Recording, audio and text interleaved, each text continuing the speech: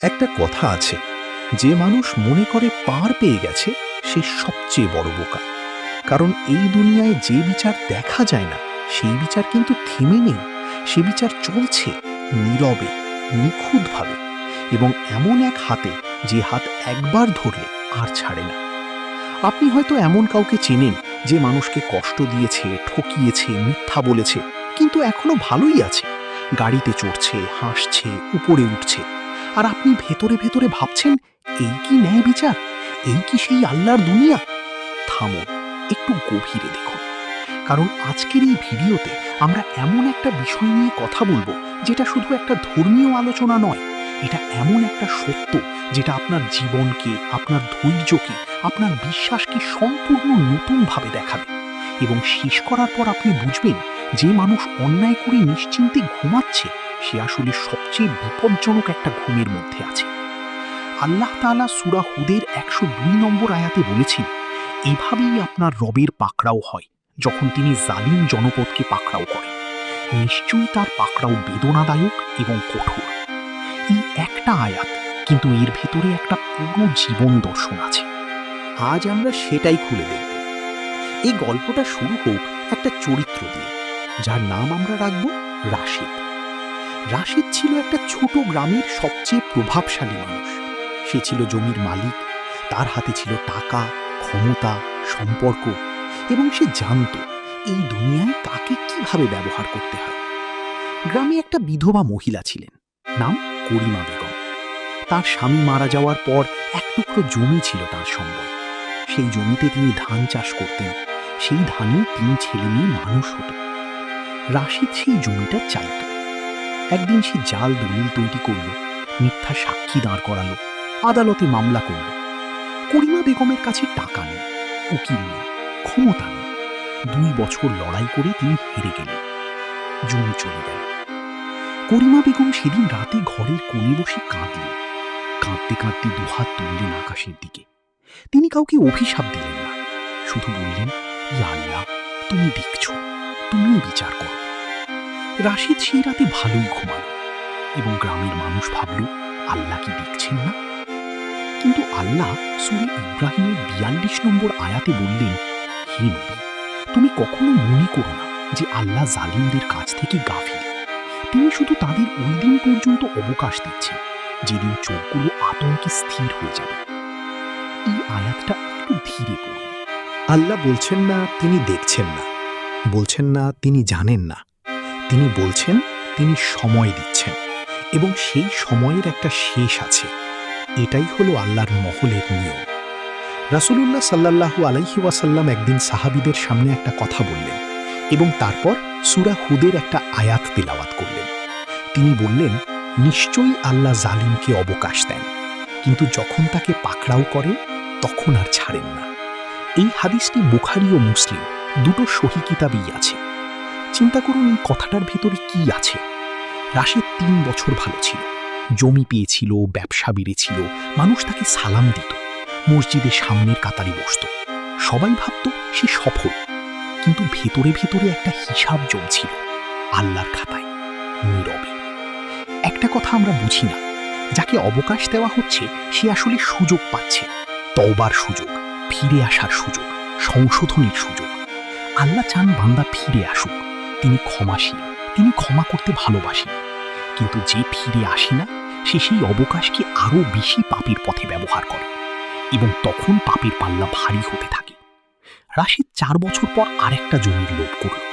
এবার সে একটু বাড়াবাড়ি করে ফেলল। সরকারি জমিতে অবৈধ দখল, উপরের মানুষদের ঘুষ দিল। ভাবল আগেও পেরেছি, এবারও পারব। কিন্তু এবার একজন কর্মকর্তা ছিলেন যিনি সৎ ছিলেন, যিনি ঘুষ নেননি, যিনি তদন্ত শুরু করলেন। এবং তদন্তে বেরিয়ে এলো শুধু এই জমি নয়, পুরনো মামলা, করিমা বেগমের জাল দলিল সব বেরিয়ে এলো। রাশিদের সম্পদ জব্দ হলো, মামলা হলো, গ্রামে মুখ দেখানো বন্ধ হয়ে গেল। কিন্তু এটা শুধু একটা গল্প নয়, এটা আল্লাহর একটা নিয়ম, যেটা ইতিহাসে বারবার দেখা গেছে। ফিরাউনকে দেখুন, মূসা আলাইহিস সালাম যখন তার কাছে গেলেন, ফিরাউন বলল, আমি তোমার কথা মানব না। আল্লাহ তখনই ধ্বংস করলেন না, বরং মূসা আলাইহিস সালাম বারবার সুযোগ দিলেন। একের পর এক নিদর্শন, একের পর এক সতর্কতা। ফিরাউন প্রতিবার অহংকার করল এবং যেদিন সমুদ্র তাকে গ্রাস করল সেদিন সে বলল, আমি বিশ্বাস করলাম। আল্লাহ বললেন, এখন এখন বলছো, অথচ তুমি আগে অবাধ্যতা করেছিলে। আজকের তওবা গ্রাহ্য নয়। এই হলো সেই মুহূর্ত যখন অবকাশের দরজা বন্ধ হয়ে যায় এবং তারপর যে পাকড়াও হয় সেই পাকড়াও থেকে কেউ পালাতে পারে না। আপনি এখন হয়তো ভাবছেন, ঠিক আছে, এই কথা জানলাম, কিন্তু আমার কি করার আছে? আমি তো জালিম না। থামুন, কারণ এই শিক্ষাটা শুধু জালিমের জন্য নয়, এটা মাজলুমের জন্য এবং যে নীরব দর্শক হয়ে বসে থাকে তার জন্য। রাসূলুল্লাহ সাল্লাল্লাহু আলাইহি ওয়াসাল্লাম বলেছেন, মাজলুমের দোয়া থেকে বাঁচো, কারণ তার দোয়া এবং আল্লাহর মাঝে কোনো পর্দা নেই। এই হাদিস বুখারী ও মুসলিমে আছে। একটু ভাবুন, পর্দা নেই। এই পৃথিবীতে ক্ষমতাবান মানুষের কাছে যেতে হলে অনেক কিছু লাগে, মাধ্যম লাগে, পরিচয় লাগে, অর্থ লাগে, কিন্তু যে মানুষটা অসহায় হয়ে কাঁদছে তার কান্না সরাসরি আরশে পৌঁছায়, সরাসরি, কোনো মাধ্যম ছাড়া। এমনকি সেই মজলুম যদি কাফিরও হয় তার দোয়াও কবুল হয়, কারণ জুলুম এমন একটা অপরাধ যেটার বিচার দুনিয়াতেও হয়, আখিরাতেও হয়। এখন মজলুমের কথা বলা যাক। আপনি যদি এই মুহূর্তে কষ্টে আছেন, কেউ আপনার সাথে অন্যায় করেছে এবং আপনার কাছে কোনো উপায় নেই, তাহলে এই কথাটা শুনুন। করিমা বেগম সেদিন রাতে যে দোয়া করেছিলেন সেই দোয়া পৌঁছেছিল। হয়তো সেদিন রাতেই না, হয়তো পরের দিন না, কিন্তু 4 বছর পর যখন রাশেদ ধরা পড়ল, সেই মুহূর্তটা করিমা বেগমের দোয়ারই ফল। আল্লাহর ঘড়ি আমাদের ঘড়ির মতো চলে না। আল্লাহর একদিন আমাদের 1000 বছরের সমান। তিনি তাড়াহুড়ো করেন না, কারণ তার কাছে সময়ের কোনো সীমাবদ্ধতা নেই। তিনি সর্বজ্ঞ, তিনি সর্বশক্তিমান এবং তিনি কখনো ভুলেন না। এই পয়েন্টটাই হলো আজকের সবচেয়ে গুরুত্বপূর্ণ কথা। আল্লাহ ভুলেন না। পৃথিবীর বিচারক ভুলে যান, সাক্ষী ভুলে যান, কাগজপত্র নষ্ট হয়ে যায়, দুর্নীতি ঘটনাকে চাপা দেয়, কিন্তু আল্লাহর রেকর্ডে একটা শব্দও মুছে যায় না।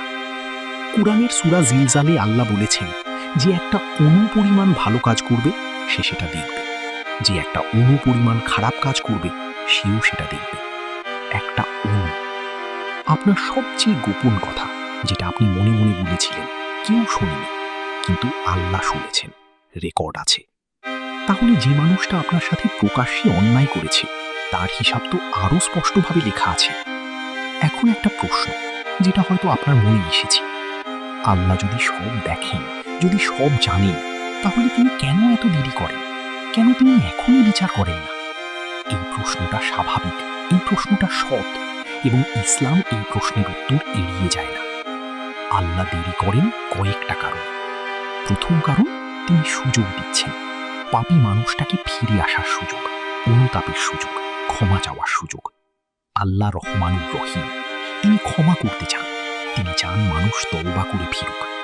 কিন্তু যদি সে না ফিরে?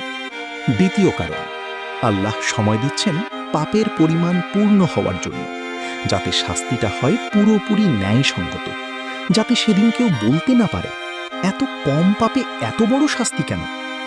তৃতীয় কারণ, মজলুমের পরীক্ষা। কষ্ট মানুষকে পাকা করে, কষ্ট মানুষকে আল্লাহর কাছে নিয়ে যায়। করিমা বেগম জমি পেলে হয়তো এতটা গভীরভাবে দোয়া করতেন না, কষ্টটাই তাকে আল্লাহর দরবারে নিয়ে গেছে। এবং চতুর্থ কারণ, আখিরাতের বিচার। এই দুনিয়াটা পরীক্ষার হল, এটা পুরস্কার বিতরণের জায়গা নয়। পুরো হিসাব মিলবে সেদিন, যেদিন আকাশ ভেঙে পড়বে, যেদিন পাহাড় তুলোর মতো উড়ে যাবে, যেদিন প্রতিটা মানুষ একা দাঁড়াবে, কোনো উকিল ছাড়া, কোনো সুপারিশ ছাড়া। সেদিন করিমা বেগম তার জমির বিচার পাবেন, এবং সেই বিচার কোনো দুর্নীতির আদালত নয়। সেই বিচারক হলেন আল আদল, ন্যায় বিচারক, আল হাকিম, সর্বশেষ বিচারক। এবার আবার রাশেদের গল্পে ফিরি। রাশেদ যখন ধরা পড়ল, তখন তার চারপাশের মানুষ সরে গেল। যারা তাকে সালাম দিত তারা মুখ ফেরালো, যাদের সে সাহায্য করেছিল তারা কেউ পাশে দাঁড়ালো না। তার সম্পদ গেল, মান গেল, ঘুম গেল, এবং সবচেয়ে ভয়ের কথা হলো, এটা ছিল শুধু দুনিয়ার শাস্তি। আখিরাতের শাস্তি এখনো বাকি। যদি সে তওবা না করে, সেই হিসাব তাকে দিতে হবে, শুধু করিমা বেগমের কাছ থেকে নয়, আল্লাহর কাছ থেকে। এখন একটা ভিন্ন দিক থেকে দেখি। ধরুন আপনি রাশেদ নন, আপনি করিমা বেগমও নন। আপনি সেই গ্রামের একজন সাধারণ মানুষ যে দেখেছিল সবকিছু, জানতো কি হচ্ছে, কিন্তু চুপ ছিল। রাসূলুল্লাহ সাল্লাল্লাহু আলাইহি ওয়াসাল্লাম বলেছেন, যে মানুষ অন্যায় দেখে এবং সত্যি বলার ক্ষমতা রাখে কিন্তু চুপ থাকে, সেদিন আসবে যেদিন এই নীরবতার হিসাব দিতে হবে। নীরবতাও একটা পছন্দ, এবং প্রতিটা পছন্দের হিসাব আছে। এই কথাটা বুঝলে আমরা বুঝব কেন ইসলামে ন্যায় বিচার প্রতিষ্ঠা করা শুধু সরকারের কাজ নয়, এটা প্রতিটা মুমিনের দায়িত্ব। যার হাত দিয়ে পারবে, যার মুখ দিয়ে পারবে, যার অন্তর দিয়ে পারবে। এবং অন্তর দিয়ে প্রতিরোধ করা, এটা ঈমানের সর্বনিম্ন স্তর। এই স্তর থেকেও নিচে নামলে ঈমানের কিছুই অবশিষ্ট থাকে না। এখন একটু থামুন। আমি চাই আপনি নিজেকে একটা প্রশ্ন করুন। আপনার জীবনে কি এমন কেউ আছে যার সাথে আপনি অন্যায় করেছেন? হয়তো সেটা বড় কিছু না, হয়তো একটা কথার কষ্ট, একটা প্রতিশ্রুতি ভাঙা, একটা হক নষ্ট করা।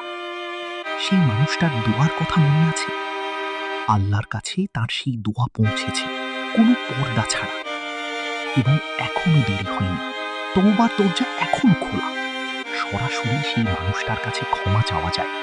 যদি সম্ভব না হয়, আল্লাহর কাছে খাঁটি অনুতাপ করা যায়। কারণ আল্লাহ বলেছেন, যে অনুতাপ করে, সংশোধন করে, সত্যকে প্রকাশ করে, তার তওবা আমি কবুল করব। এই দরজাটা জালিমের জন্য খোলা, কিন্তু শুধু তখনই যখন সে নিজে এসে দরজায় কড়া নাড়ে। এখন ইতিহাসের দিকে একটু তাকানো যাক। আব্বাসীয় খলিফাদের আমলের একটা ঘটনার কথা বলা হয় খলিফা হারুনুর রশিদের একজন উজির ছিলেন। সে প্রচুর সম্পদ জমিয়েছিল অন্যায়ভাবে, মানুষের হক নষ্ট করেছিল, কিন্তু ক্ষমতার ছায়ায় কেউ কিছু বলতে পারত না। একদিন সে স্বপ্নে দেখল, কিয়ামতের মাঠে সে একা দাঁড়িয়ে। তার সামনে একটা দাড়িপাল্লা, বাম দিকের পাল্লায় তার সব পাপ, ডান দিকে শুধু একটা জিনিস। একবার একজন গরিব মানুষকে সে রাস্তায় সাহায্য করেছিল, সেটা। স্বপ্নে দেখল পাল্লা কোন দিকে যাচ্ছে। সে ঘুম ভেঙে উঠে সমস্ত সম্পদ বিতরণ করে দিল। এই গল্পটার বাস্তবতা যাচাই করা কঠিন, কিন্তু এর ভেতরের শিক্ষাটা, সেটা কুরআন ও হাদিসের শিক্ষার সাথে পুরোপুরি মিলে যায়। আমরা মনে করি একটা ভালো কাজে কি হবে, আর একটা ছোট পাপেই বা কি হবে। আল্লাহ বলেছেন একটা অণু পরিমাণও, একটা অণু। এই কথাটাই আমাদের জীবনের হিসাব বদলে দেওয়া উচিত। এখন আসি এই গল্পের শেষ অধ্যায়। করিমা বেগম 4 বছর পর যখন শুনলেন যে রাশেদ ধরা পড়েছে, তিনি কি করলেন? তিনি আল্লাহর শুকরিয়া আদায় করলেন। মজলুম কখনো প্রতিশোধের আনন্দ পায় না, সে পায় ন্যায় বিচারের স্বস্তি। আর এই দুটোর মধ্যে পার্থক্য বিশাল। প্রতিশোধ মানুষকে ছোট করে, ন্যায় বিচার মানুষকে মুক্ত করে। এই বিন্দুতে এসে একটা জিনিস স্পষ্ট হয়, জুলুম যে করে সে কখনো স্থায়ী শান্তি পায় না।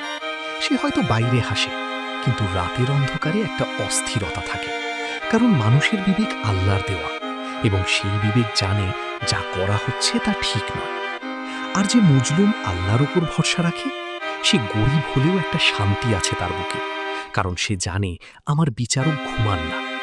সূরা ইমরানে আল্লাহ বলেছেন, এবং আল্লাহ জালিমদের ভালোবাসেন না। ছোট্ট একটা আয়াত, কিন্তু এর মধ্যে একটা সম্পূর্ণ বার্তা আছে। যাকে আল্লাহ ভালোবাসেন না, সে যত উপরে উঠুক, যত ক্ষমতা পাক, সে আসলে একটা নির্জন পথে হাঁটছে, আল্লাহর রহমত থেকে বঞ্চিত হয়ে। এবং আল্লাহর রহমত ছাড়া সবকিছুই ভাগা। আমরা এখন গল্পের একদম শেষে। রাশেদ আর যে অবস্থায় আছে, সেখান থেকে ফেরার পথ এখনো আছে। একটাই পথ, আন্তরিক তওবা। যাদের হক নষ্ট করেছে তাদের কাছে ক্ষমা চাওয়া, যতটুকু সম্ভব ক্ষতিপূরণ করা। কারণ আল্লাহ বলেছেন, যে তওবা করে, বিশ্বাস রাখে এবং সৎ কাজ করে, আল্লাহ তাদের পাপকে নেকিতে বদলে দেন। এটা সেই দরজা যেটা খোলা থাকে শেষ নিঃশ্বাস পর্যন্ত, কিন্তু শেষ নিঃশ্বাসের পর দরজা বন্ধ।